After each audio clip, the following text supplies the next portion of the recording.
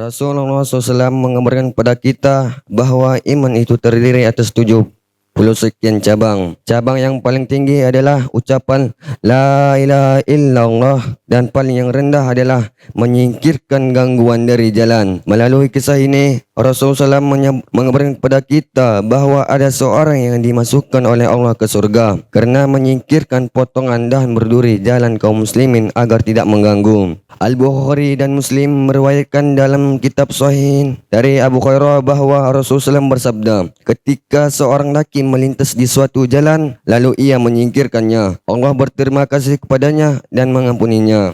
Disebutkan dalam suatu riwayat Muslim dari Abu Hurairah, ia berkata, Rasulullah SAW bersabda, ada seorang laki melintas sebuah dahan pohon di tengah jalan. Ia berkata, demi Allah, aku akan menyingkirkannya dan ini dari jalan kaum muslimin agar tidak mengganggu mereka sehingga mudah-mudahan aku dimasukkan surga. Riwayat lain Muslim menyebutkan dari Abu Hurairah, Nabi SAW beliau bersabda, sesungguhnya aku melihat seorang laki menikmati berbagai kenikmatan di surga karena suatu pohon yang ia tebang di tengah jalan yang mengganggu orang-orang. Hadirin saudara-saudaraku seiman dan Islam, berapa langkah kaki untuk menuju ke masjid untuk melaksanakan solat 5 waktu? Seandainya 75 langkah, berarti 75 kebaikan. Kita menuntut ilmu ke PT Maqdis berbagai daerah-daerah. Yang contohnya saya dari Lampung. Seandainya menuju ke PT Maqdis kurang lebih 1500 kaki, berarti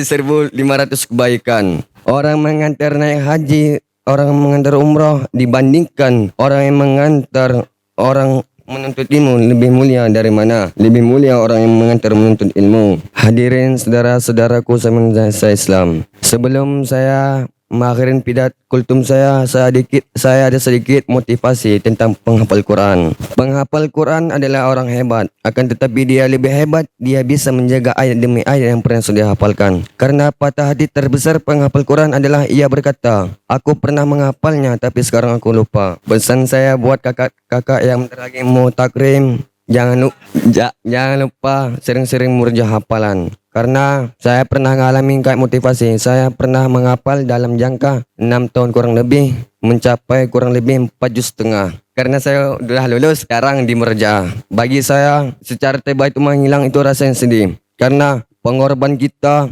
malas kita paksain, capek kita paksain untuk mencapai satu halaman itu pun susah mati-matian. Jadi bagi saya itu